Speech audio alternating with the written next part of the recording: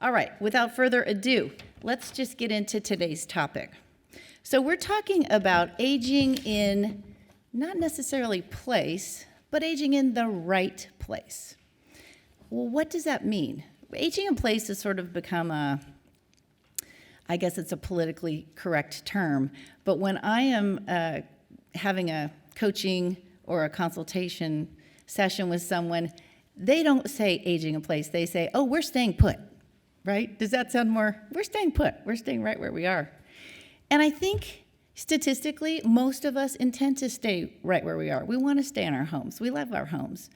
But we also know that about 75% of folks that have those intentions, for some reason, whether for health or finances or what have you, find themselves having a little difficulty doing that and either decide to be proactive and make a change or wait until a crisis situation occurs and have to make a change.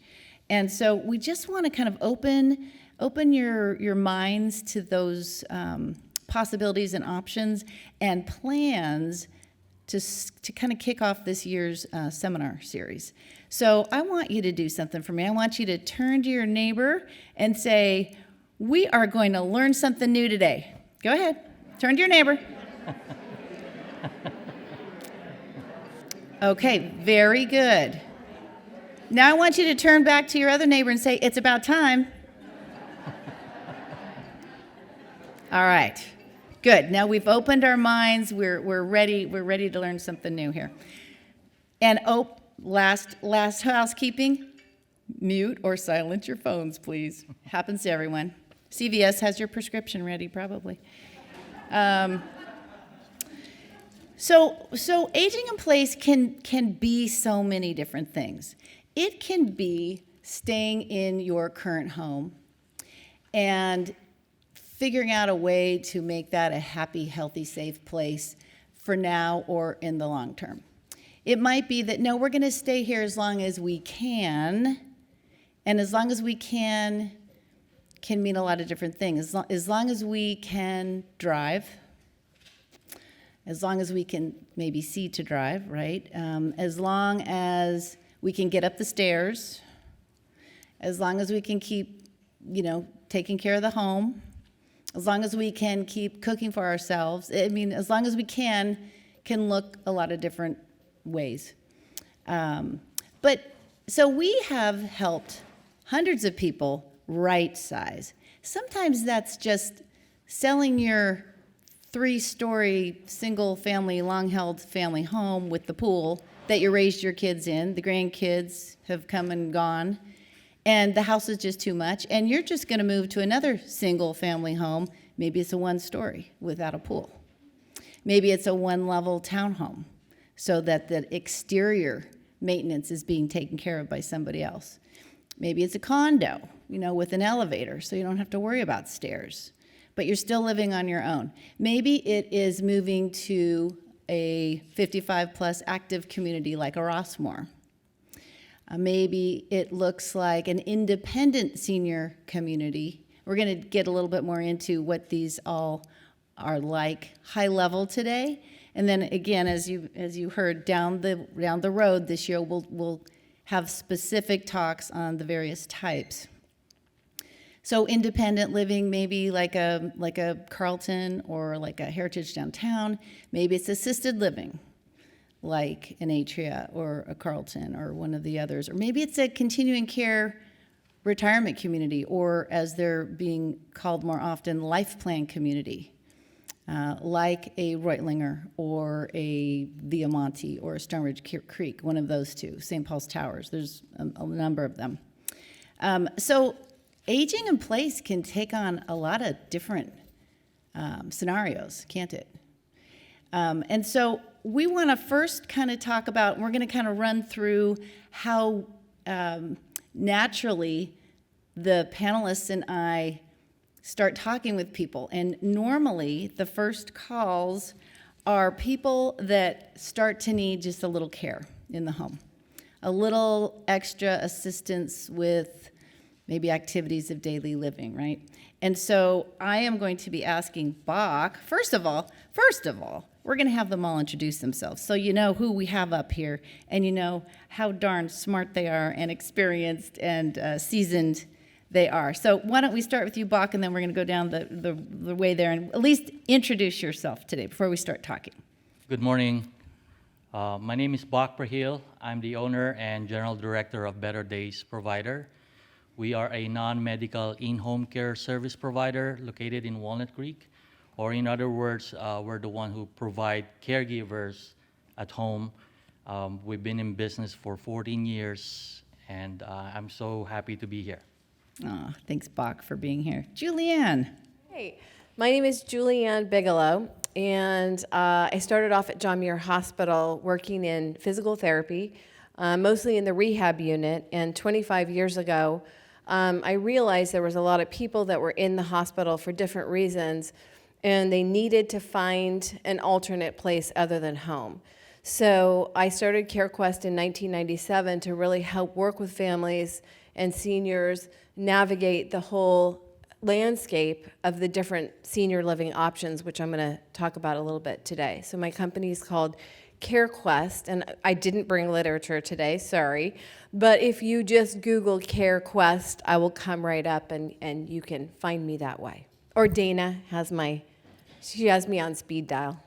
I do. Excellent. And Tim. Hi, my name is Tim. I'm with Home Safety Services. We're a home modifications company specializing in falls prevention throughout the house. We've been in business for over 20 years. We cover most of California, and we handle the installation of grab bars, railings, wheelchair ramps, and lifts. Awesome. But yeah, you told me a little bit more yesterday about how awesome your company is. I did. Backtrack a little bit. The owner of Home Safety Services got into this business because his father had a stroke, came home. There was nobody to install grab bars, so he started his own little business out of a van over 20 years ago. And he basically invented this space in California. He's one of the leading home modifications experts actually in the United States. And he's quite proud of this company, as am I, because we're the most credentialed home modifications company in the United States. We hold credentials that are far above and beyond your general contractors, your handymen. We have some of the same accreditation and certifications that hospitals and surgery centers have. So we have done quite a bit to place ourselves in the home, the healthcare community. Thank you. All right, Bach. So, you know, as an in-home care personal assistance provider, share with us what non-medical in-home care services includes. Hello, I just want to make sure you can hear me clear. Okay. So non-medical in-home care, we're the ones who, this involves activities of daily living. This is from meal preparation, medication reminders, light housekeeping, you know, helping you or your loved one to bathe, to go to the toilet, but with the main rule of, you know, fall prevention is always there too, and home safety. So in-home care, there's a lot more to do in in-home care. It's not just what I mentioned, because everything can be customized basically on what you need. Mm-hmm.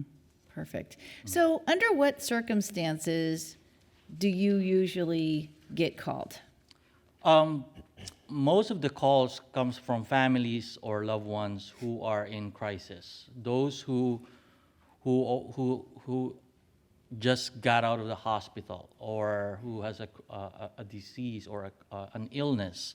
And so they called for help in asking questions, and so those are the most of the calls that we received from hospitalization, recovery, and just home safety. They just want to be safe at home.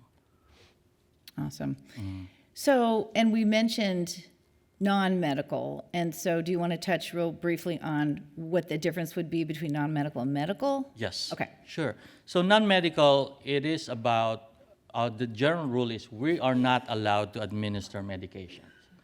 We can help you or your loved one to take it, supervise it, make sure you take it properly, make sure if it needs to be crushed or mixed to an applesauce or an ice cream. But we cannot administer medication. The medical part is where you get nurses or physical therapists or occupational therapists involved. Okay, great. All right, Bach. So if you're not sure if you or your spouse needs care, how does one know? Like, how do you, if they called you, what are you looking for? I think we talked about assessments and such. Yes. So it is highly recommended that to start a relationship with a provider, with someone who's in the industry, before you really need the help. I mean, a lot of phone calls, a lot of people who calls us, I always reassure them that we can meet, but there's no obligation to hire us. My main goal is to just provide information, educate them, because it is a big decision to make, and providing those information for them to make the right decision is critical. So what goes on in an assessment? Oh, for the assessment, answer your questions. I come in, and because everybody has their own questions, own different life situations, different homes where their master's bedrooms is on the second floor. So how are we gonna do it? So that's how we gonna customize the proper care, and also what type of caregiving services do they need? Do they need around-the-clock care? Do we start with an hourly care? For companies like us, we do have a minimum of, for example, 4 hours per visit, because our goal is to send you the same person as much as possible. We don't believe in sending just someone who's available. We want to make sure we match you with a person that you'll be comfortable with. Well, that's awesome. And so we're just having a conversation sure, here. sure. What if, how do you match somebody with maybe somebody that might be a little bit more difficult? Well, first of all, we go through a matching process because every person's personalities are different. Sure. We have caregivers who have 20 years of experience, but when we match them with a client, it doesn't work. For some reason, it just doesn't work.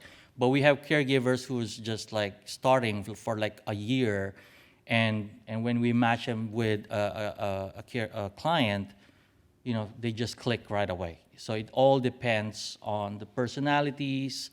There are many different factors to consider, but the matching process is critical.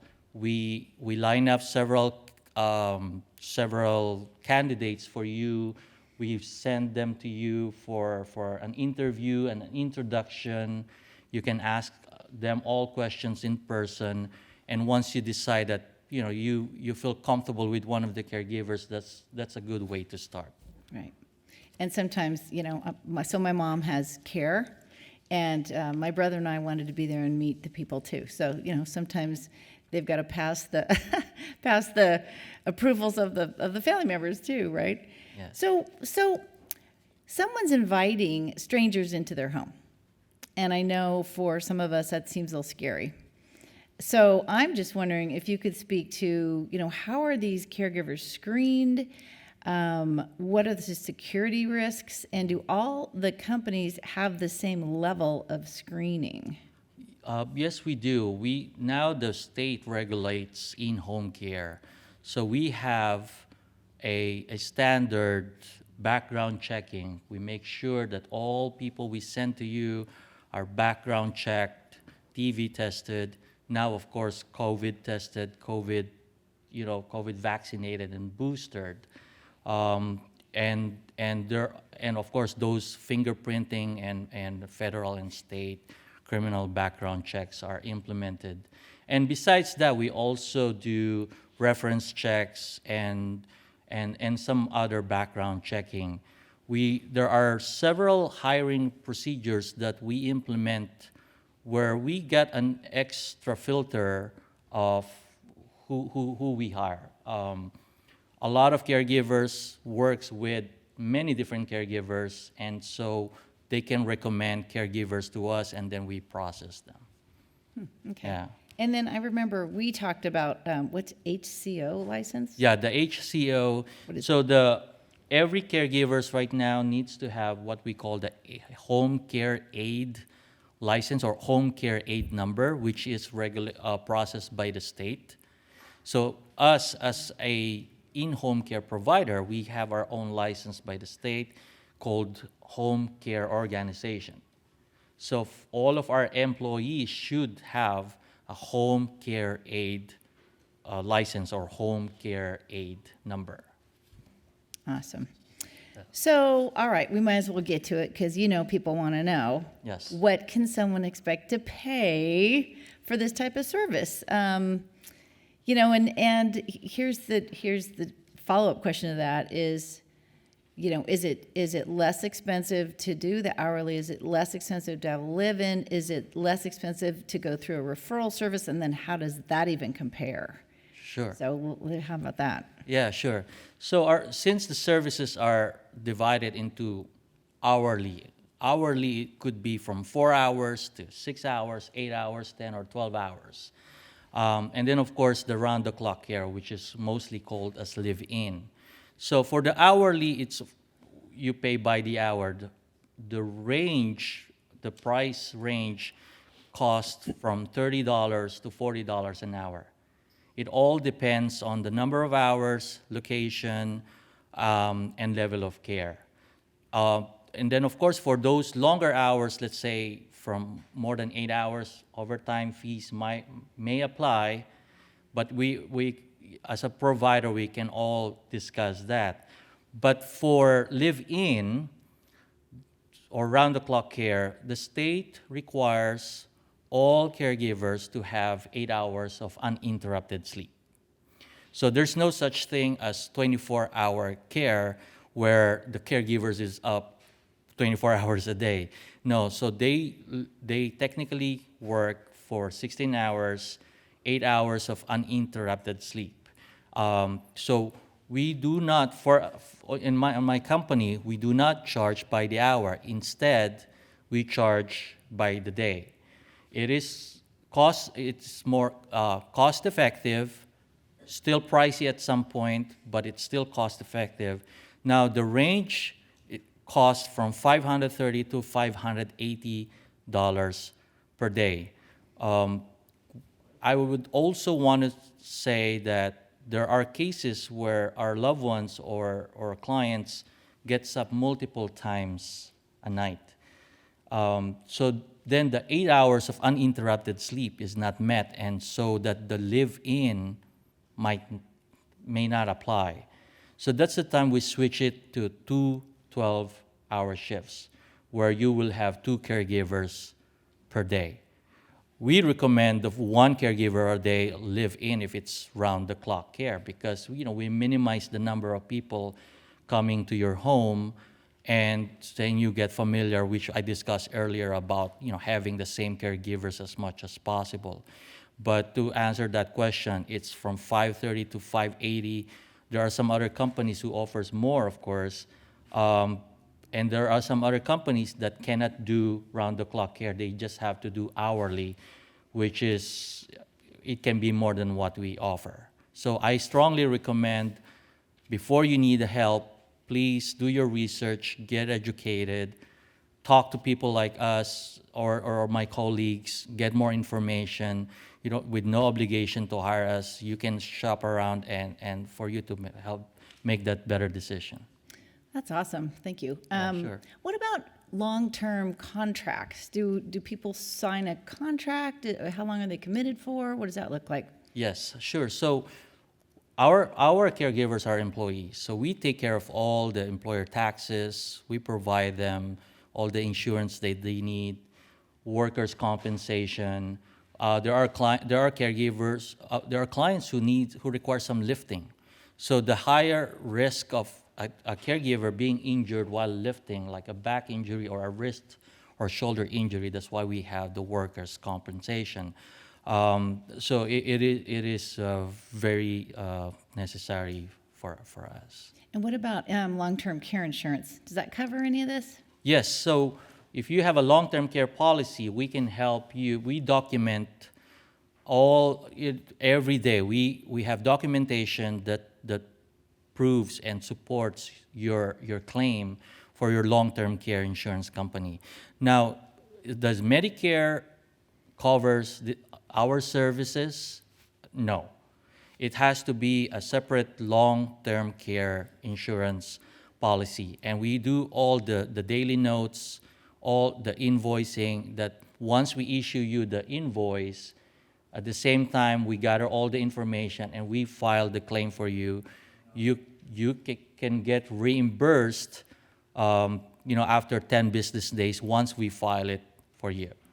But at the beginning, my team and your long-term care company will be going back and forth because they will require for our license and some other documentation. But once we provide that and it gets approved, it's going to be just a cycle. So we provide the service, we bill you, we file the claim, you pay us, but you get reimbursed in 7 to 10 business days. Oh, that's awesome. Yeah. So I know I touched on this, but there is a big difference, and it could be a challenge that I think some clients don't realize is if you don't work with a company that is the employer of the caregivers, you become the employer. And that's often the case through these referral services. Could you speak to that? Okay. So referral services, they can refer, in other words, they can refer to you a caregiver, and then you pay them a referral fee. Then after that, you're on your own. You should be providing what we provide, which is you need to employ them, you need to provide them all the employer taxes and the insurance that they need. A lot of clients find it a hassle, and cost-wise, it's almost the same as hiring a company like what we do. But of course, we do all the background checking before we refer a caregiver. But there are a huge difference between direct hires versus an agency like us. So direct hires, just like what I'm discussing, you are the employer. And there are some risks involved because we've noticed we have encountered families where we took over their care, where they hired a direct caregiver before, and it turned out not a good scenario because the caregiver came back to them. So it's not a nice scenario. So I strongly recommend to compare and be informed. That's awesome. So, Buck, what is the difference between home care, home health, hospice, and palliative care? Okay. Because we hear all these names, don't we? And it's all very confusing, I think. We don't do what you do. Yeah, sure. So for us, we are non-medical in-home care. So above us is what we call home health care, which, nurses comes to you or occupational therapists, especially after a hospital visit or a recovery. There can be a nurse that can be assigned to you for the next 21 days. And those home health nurses or occupational therapists or PT are covered by medical or Medicare. So it's most of the time it's free, but it is covered.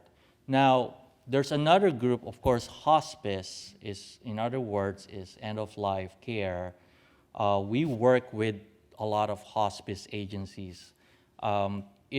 at the beginning, when we were starting, it's scary to know that, oh, hospice is involved caring for a client of ours, because we thought it's the end. No, it's just a good support system at home where a nurse can come any time of the day, even at night. Home health, there will be an appointment, there will be a schedule during working hours. Hospice, you can get a nurse come in the middle of the night. It doesn't matter. They can come in. They can provide some supplies too. And us, as the caregivers, we're there with them because we're the one who spends most of the time. Hospice nurses can come in and then check, reassess, and do what they need to do, and then they leave. And then, of course, there's another one, palliative care, where it is a treatment plan for those who are not going to recover from their situation. So that is another option that you can discuss, of course, with your physician. But those are the most common, from palliative to hospice to home health, and then, of course, as the non-medical in-home care. So a client can call upon hospice on their own. You don't need to go through your doctor. It's strongly recommended that the client should get a recommendation from the doctor first. Yeah, because hospice might ask the same thing. Did you get before a hospice representative reach out to you? One of their questions is probably, have you been seen by your doctor, or you need to get a referral first. Got it.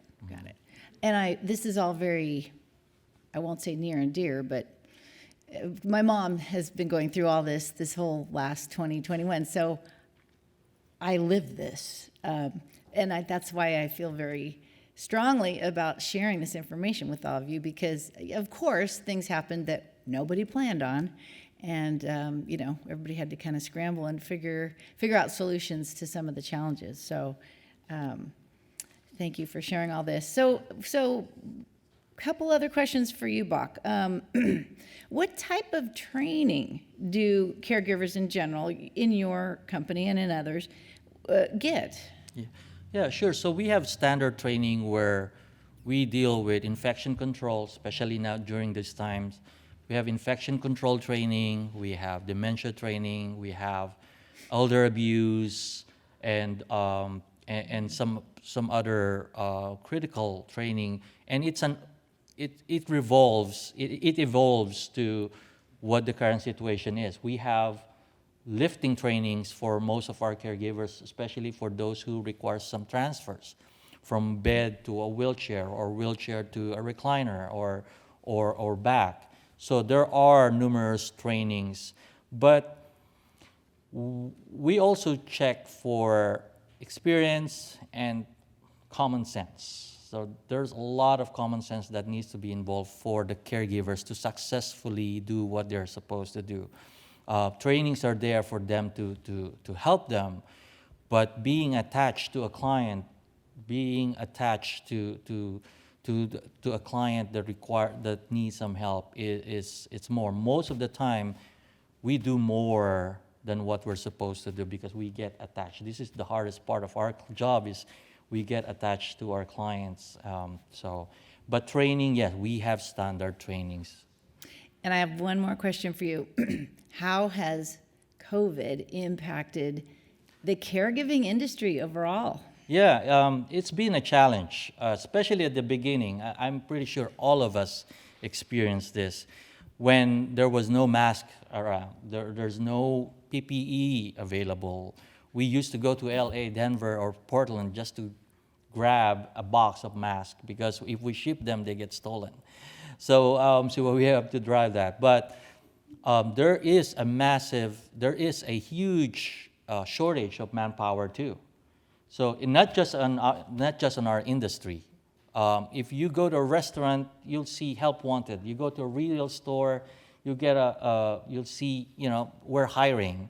If you scan one of those QR codes in a restaurant, instead of seeing the menu, you'll see, you want to work for us. So it's just unbelievable right now. But there's a huge shortage of manpower.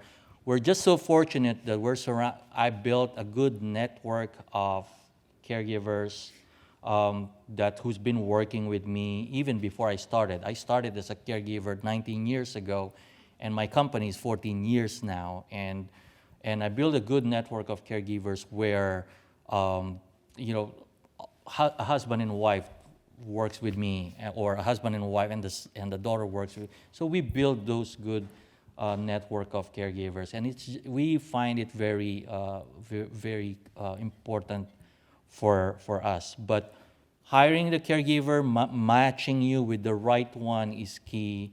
It's a challenge. I'm telling you, it's not going to be a quick walk in the park, but that's why we're there. We do the back end, we do the background checking, the hiring, making sure they're disciplined. We do the COVID monitoring of their tests and their vaccines. But it is just important that you partnered with or get educated with the information that we provide. Awesome.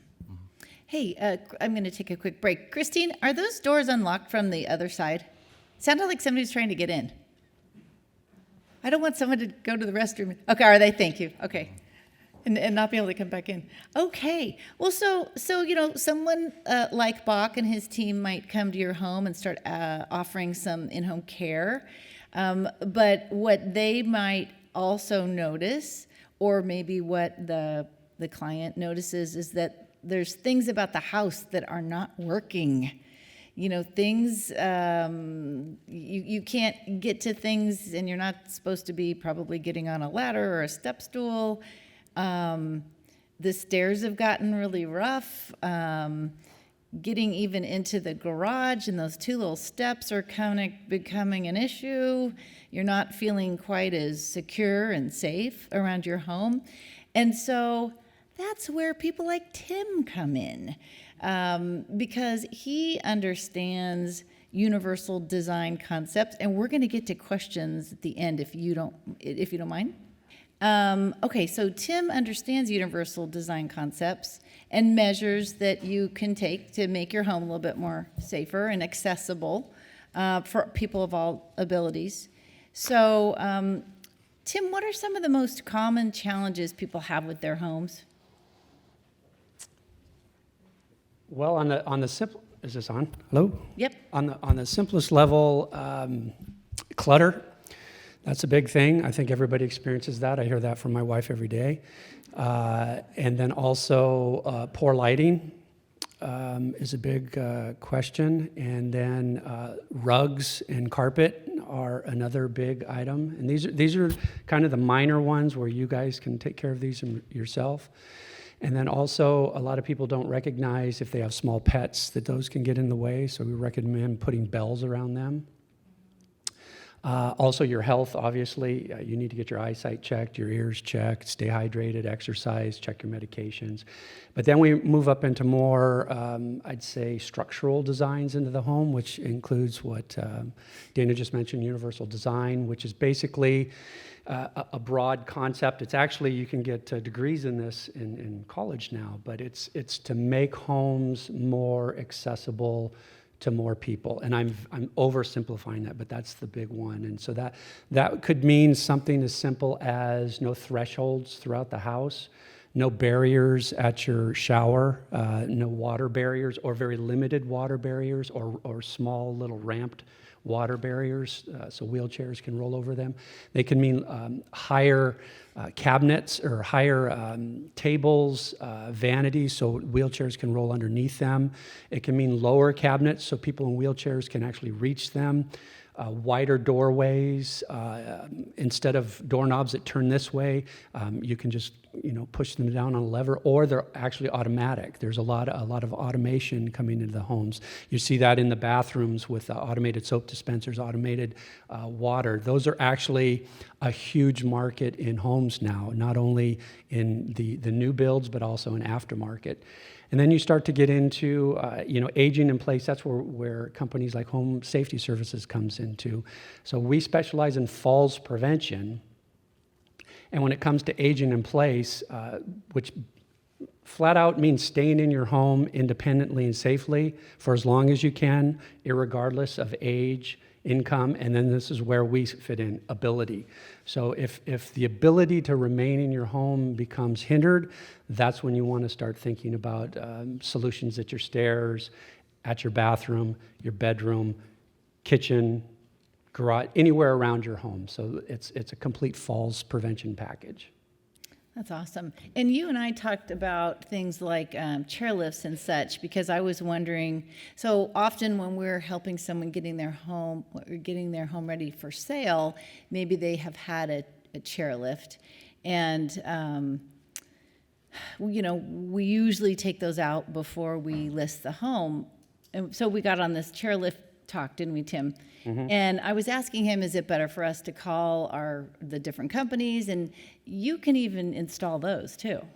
We do, and I kind of backtrack on that. A lot of people who live in apartments, townhomes, condos, and even their homes may be hesitant to put in falls prevention items such as grab bars, railings, and lifts because they think it may detract from the home's appearance or it may actually lower the value. And I would argue that that's completely the opposite.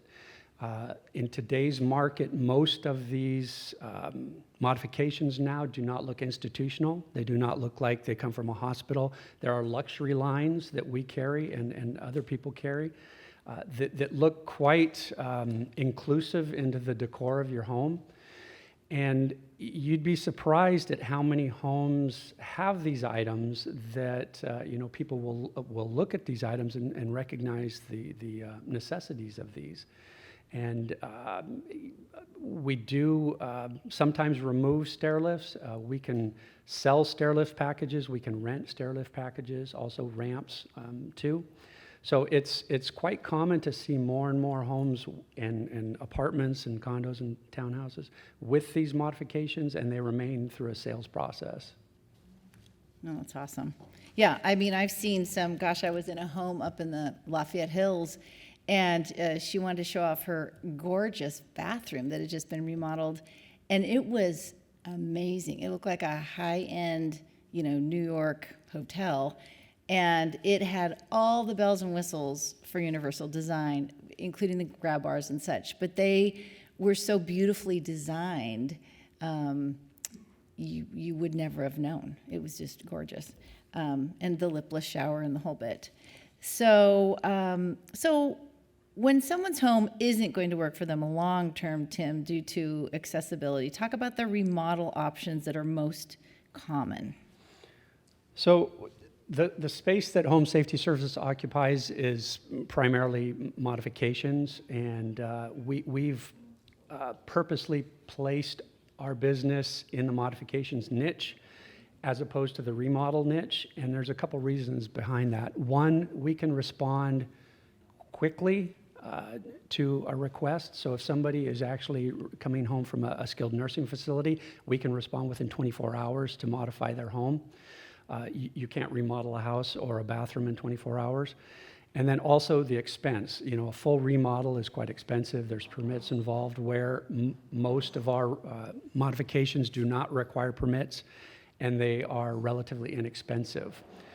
The last 3 years, we were asked to do what's called a no water shower, and it was prompted by the VA. We work quite a bit with the VA, and they asked if we could come in and do basically a universal design on a bathroom that would accommodate two people in the house who were wheelchair bound, and they wanted what's called a no water shower. And it doesn't mean there's no water in there. It's just everything can get wet in there is what it means. So we went in there and we did that for the VA, and we found out that we could do this very efficiently and sometimes quite a bit more quickly and less expensively than most contractors. So we brought that side of the business over, and we now not only do modifications, but we will do bathroom remodels. One of the benefits that we can bring to the table is we do need to receive permits for that, but we can do it a lot quicker than most contractors do. And since we're not rebuilding homes or not building homes, our response time to these projects are a lot quicker. That's awesome. We did the same thing for my mom's bathroom too. She's got, I guess we call it a wet room. Like anything can get wet. And it looks really pretty. Widened doorways. I don't even know if we talked about that. I had a client call once, or a potential client, and she said, honey, I think you need to come and visit me at my house. And I said, well, I'd love to. Tell me what we're going to be speaking about so I'm best prepared. And she said, well, you'll see when you come. So, of course, I was very curious. So she was in a wheelchair, and she had a very rare neural brain thing going on.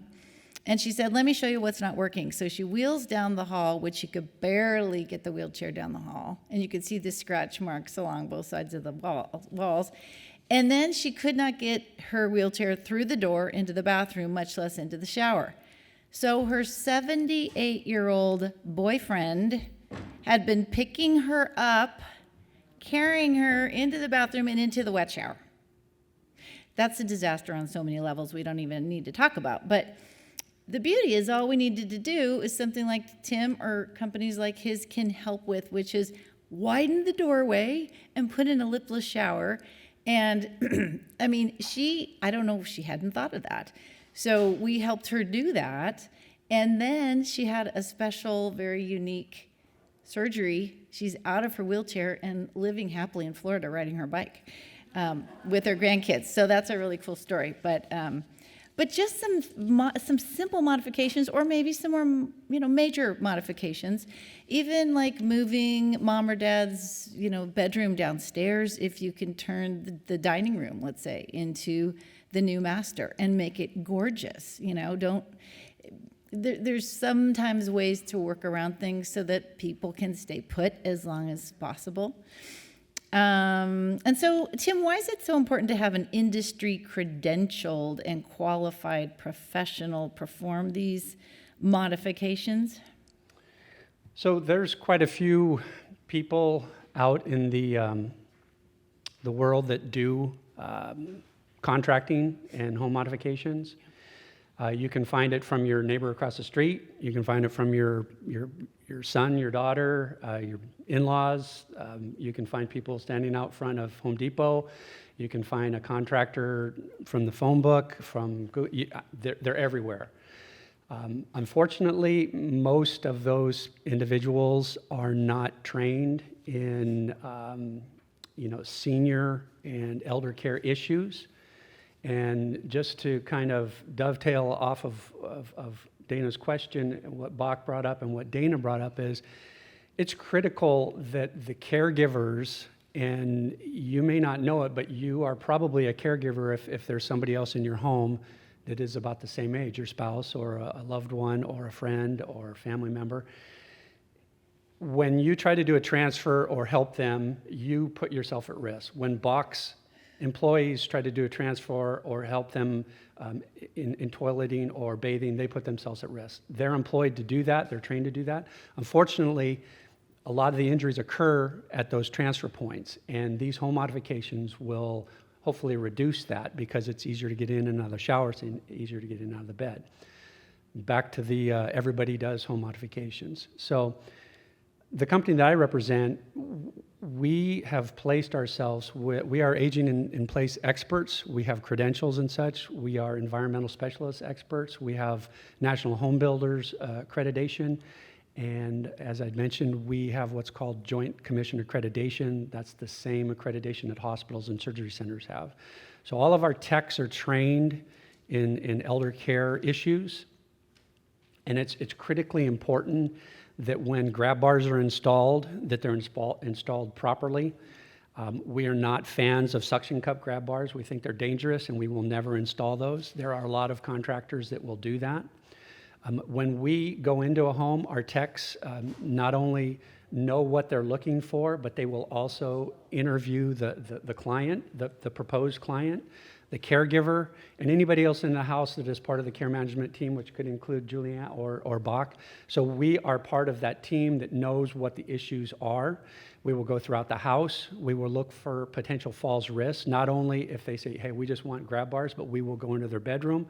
We will ask them, are you utilizing a wheelchair? Do you have a walker? How do you get in and out of the bed? How do you get in and out of the bathroom? How do you go up and down these stairs? Oh, that's, these stairs over here might need a railing. You might want to consider that.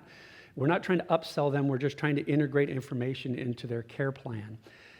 You probably won't find that with most contractors. When a general contractor will come in, they'll say, what do you need? I'd like a grab bar. They'll throw in a grab bar and they'll leave. That's not what we do. We do a whole house assessment when we show up at the home, and we make sure that they understand where the falls risks are throughout their home.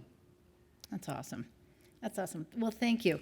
So now, you've been living in your home, or your loved one, your great aunt, whoever's been staying in the home as long as possible, and it's been made safe and healthy and happy, and they've been getting the care that they needed.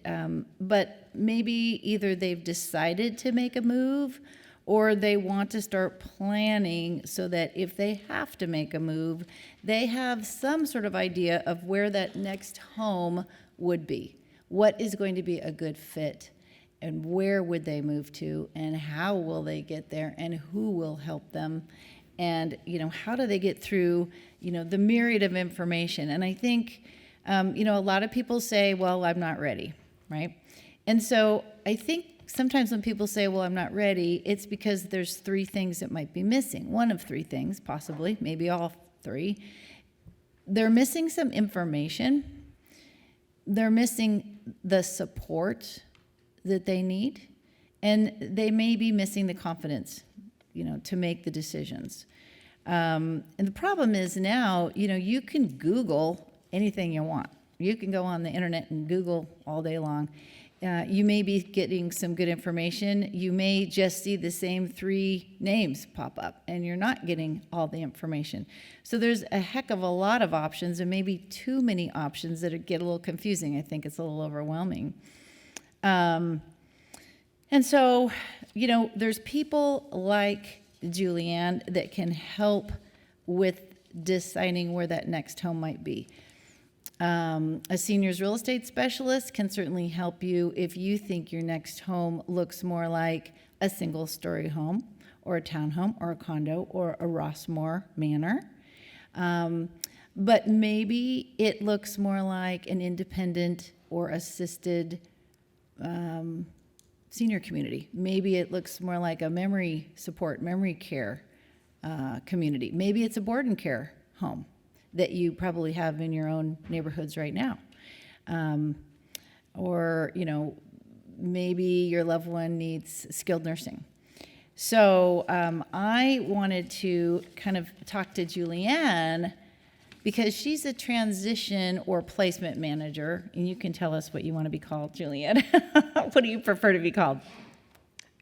It varies. I don't like the word placement. Right now. I don't want to be placed. Right. But it's very specific. We help people find the right place. Right. So I'm still working on it. I know. Well, you tell me tell me when you decide. But I thought, like, at a high level, I'd have Julianne for a few minutes talk about what some of these various places are and what they're not.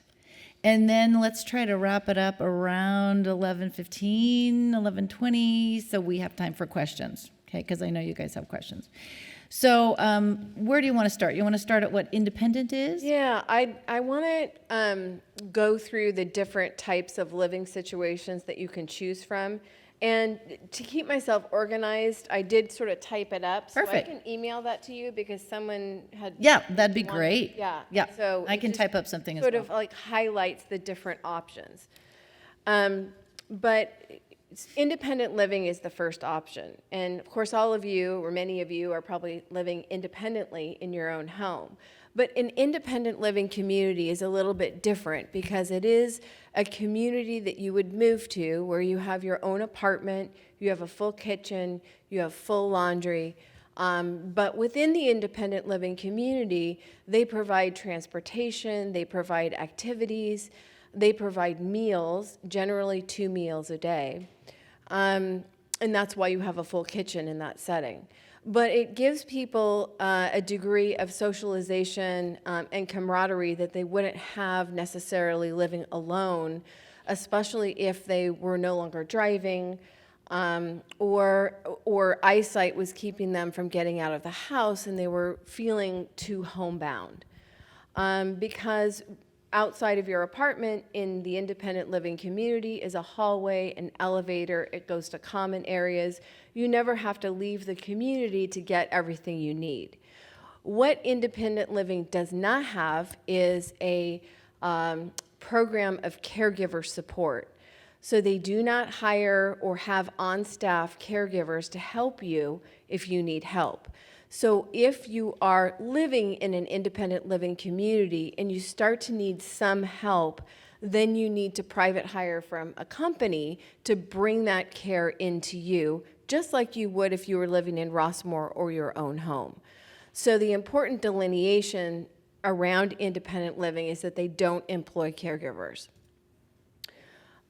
When you move to assisted living, and I can tell you that there's plenty of people that live independently in assisted living. In other words, they don't have a care plan. Even though there's caregivers available to help them, they don't need care yet. But if they do need care, then a caregiver, according to their care plan, whatever they need, would come to their apartment to help them. And that's a big hallmark of assisted living. With assisted living, the rent is month to month with a 30-day notice to leave. They all work the same. Your options for apartments are a studio, a one-bedroom, or in some cases, a two-bedroom apartment. Not all communities have a two-bedroom. Assisted living has a kitchenette generally. Some of them have full kitchens, but by and large, they don't have a full kitchen. You might have a kitchenette with a microwave and a refrigerator and some cabinet space. You can make your own coffee. You can warm up things in the microwave. But assisted living provides 3 meals a day versus independent living where there's 2 meals a day and brunch on Sunday. So it has a beefed up meal program. Laundry is also generally centralized in assisted living. So you usually don't have ensuite laundry in assisted living. Some do, but most don't. It's centralized, and the assisted living will help with the laundry anyway. So that's one of the features or programs or services that they offer for the residents that live there. They also have, similar to independent living, they have an activity program. Many assisted livings have movie theaters, they have gyms, they provide transportation, so they'll take people to the doctor, or they go on shopping trips or excursions.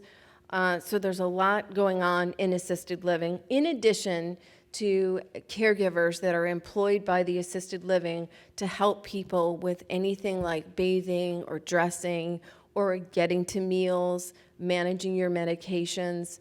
The caregivers really can help with all aspects of what we call ADLs, which are activities of daily living.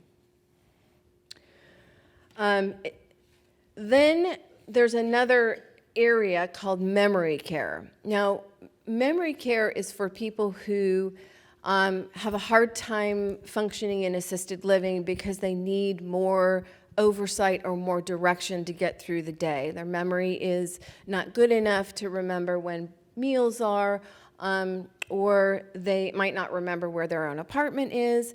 And so for people whose cognitive limitations are increasing, there are designated areas in assisted living that's called memory care. And there are also freestanding memory care communities. So some of them are embedded within assisted living. Some of them are freestanding. All they do is memory care. There's different options there. Like assisted living and independent living, the rent is up month to month. It's the same situation there. The environment is secure. So the memory care communities have what's called a delayed egress. exit system. So for fire codes, you cannot lock people in anywhere. But when you push on the door, an alarm sounds, and it gives the staff time to come help redirect the resident back into the community.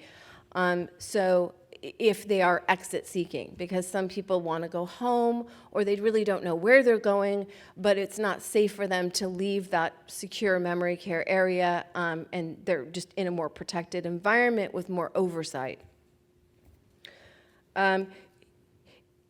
As far as the apartments go in memory care, it's generally a shared room or a private room, but you no longer have that kitchenette because people aren't using a microwave, they're not making coffee. All that is provided in the memory care. So you don't have, your apartments are smaller in that section of the community, and you have the studio or a private room with a bathroom.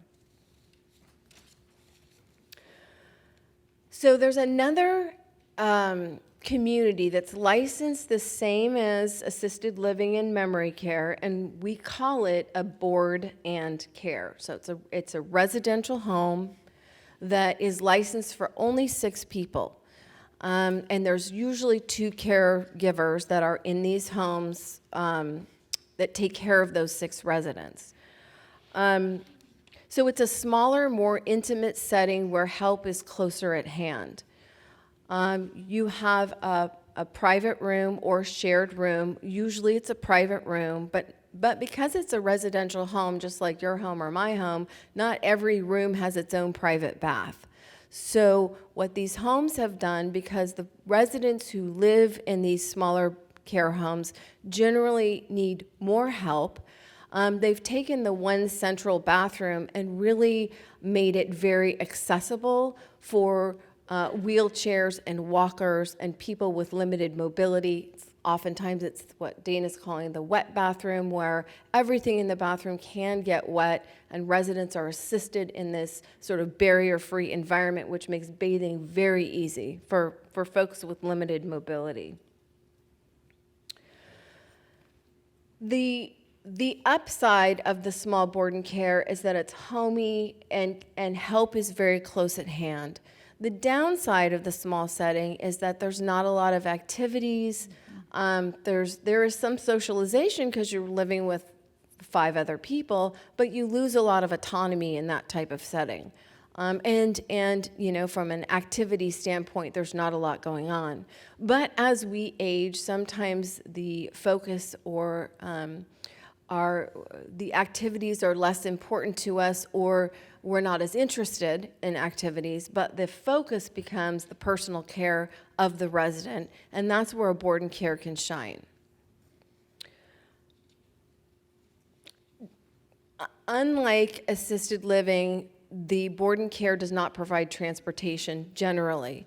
So families would provide transportation, or the care home would set up a wheelchair van to get you to the doctor. So transportation is really not something that they do in that setting.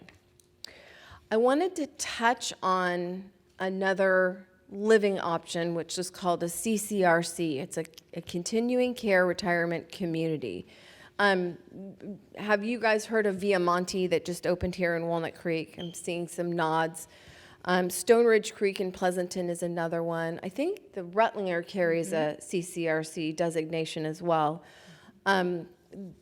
The hallmark of this type of community is that you move in independently. You can't go in generally already needing care or assistance. So you're really planning ahead with a CCRC. There's a very big buy-in, so it could be anywhere from $200,000 to $1 million, and they keep that money while you're living in the CCRC. But at the end, if you move out or pass away, your heirs would get a big chunk of that money back. And I know when I was first talking to Stone Ridge Creek, I think it was 80% returned. So if you put $1 million down, you know, $800,000 comes back, but they're making interest off and keeping that chunk of money while you're there. So you move in independently and you live there in their independent living section of the community. But as you start to need more help, you can move through their system, right? So you can move to the assisted living. You can be in memory care because they have that. They don't have the board and care model. That's not part of a CCRC. And many of them, not via Monty, but many of them have a skilled nursing facility on site. So if you have a crisis and you enter the hospital, you can go to the skilled nursing facility in your CCRC and recover really in your home or in your home grounds until you can get back to your independent living apartment or your assisted living apartment or your memory care apartment. So that's sort of the idea of the CCRC.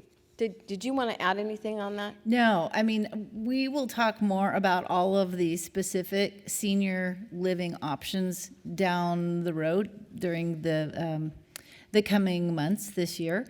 But, and I want to make sure we leave time for questions, but I definitely want you to touch maybe 3 minutes on where do you come in? Where does someone like you come in, or Christine, that does the placement, that helps people figure out, okay, there's all these places, and they're in Contra Costa, and they're in Alameda, and they're everywhere. Right. Some people move into Davis, they're everywhere. How do we decide what's right for us? So I want to touch first, really quick, on who pays for assisted living. And like Bach said, we do, right? It comes out of our own savings. So it comes from our homes, it comes from our saving accounts, it comes from long-term care insurance if you have that, or for veterans who qualify for their program called Aid in Attendance, you can get money through the Veterans Administration to help pay as well.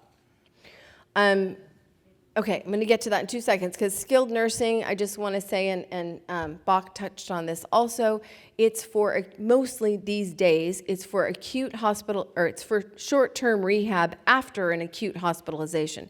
People don't stay in skilled nursing for very long. They're there maybe 7 to 10 days, sometimes a little longer, and then they go back to home or their assisted living. But most people don't stay long-term in skilled nursing unless they've run out of money and they're on the program called Medi-Cal. So there's people like myself at CareQuest, and Christine is here with Creating New Hope, and we specialize in helping guide you through this process. Not all places are the same. If you have Parkinson's disease and you're an insulin-dependent diabetic and it's getting harder for you to manage those injections, not every assisted living can help you with that. So it's important. So when we come in and do an assessment, we're learning about you. What are your medical needs? What are your desires? What size of apartment do you want? What location do you want to be in? So we sort of look at you, we work with you and talk to you about what your goals are, and what your budget is, and where you're interested in looking. And we really take the process and sort of narrow it down for you, because if you need more medical support, some assisted livings, even though they're licensed as non-medical, have more nursing support and can help with things like diabetic management, while others cannot. So the people who do placement, really have a good understanding of these different assisted livings and the different independent livings and the different smaller care homes, and we could really help educate you as to the landscape and help you navigate this process to find the right place, and to make sure that you don't inadvertently find the wrong place by having a lack of information. So we really try to give you all the information you need to make the right choice for yourself. And I think what these services that they offer are huge, because you might go to one CCRC, or you might go to one independent living, or you might go to one assisted living community and think they're all the same. And they're not. They're not. It's like when you were shopping for your home. You looked at all sorts of homes until you found the one that felt like home. And it's going to be the same thing, right? It's going to be the same thing. But people that do these services, offer these services, they know the inside scoop. So they might know that, gosh, you know what, there's been a lot of turnover with staff, or they've had some issues, or hey, this one does have a nurse on staff, these two don't. You know, so there's a lot more inside scoop beyond the pretty lobby that you'll see and the model apartment they'll show you. I would also add that in looking for assisted living, you are better off using a local person like Christine or I, and not going down the rabbit hole Thank of you. some internet referral company where you're talking to someone who's in Texas who has never stepped foot in our local communities. So do not give your personal information out online to a search engine to get a list of assisted livings, because it is not going to be specific or accurate to you. You want to use a local person to help you with that, who really knows the local landscape. Yeah, and if you groupies have heard me talk about that before, so we won't we won't beat that subject anymore. Okay, good. Yeah, but yeah, that's a huge challenge. So, okay, panelists, before we open this up for questions, is there anything I failed to ask you that you want to make sure you share right now before we end? Anything I missed? No? All right. All right. Who's got a question for these amazing people? I'm going to walk around. I'm going to hold the mic so we're not sharing germs, and then I'll repeat your question back, okay? So hang on. Hang on. I want to make sure I hear. So, Wait, is this so on? our, yeah, we don't charge for our services because and this is why we work in specific territories. I only cover Contra Costa, and I've got a partner who covers Alameda County, because it's our job to know every community and work with every community in the county. So we get a referral fee or a one-time commission for helping you. We come out of their advertising budget, and you don't pay any hidden costs to use us. So there's no downside to using a placement agency, because we're going to send you to the places that are right for you, because we work with everybody. And we'll use the mic so everybody can hear your question, so. Julianne, is she from CareQuest? Yes. Is that what it is? So how do we get a hold of Julianne? CareQuest.com? CareQuest.us. CareQuest.us. She just wanted to know which company Julianne was from. CareQuest? CareQuest. .us. Yeah. Any other questions on this side? Yes. Oh, keep your mask on. Okay. I'm going to hold it so we're not. Tim, do you repair existing chairlifts? We do. Oh, okay. Her question was, do they repair existing chairlifts? And he said, yes, they do. That's awesome. Did you have a question? Tim is Home Safety Services. Yes. Home Safety. Questions over here? Yes? So my question is, does Medicare pitch in for anything for the repair work that Tim, or improvements that Tim does?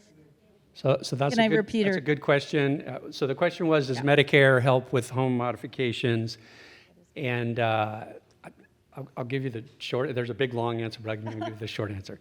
2019, CMS, which is Medicare, came out with new guidelines and said that under Medicare Advantage, home modifications is included.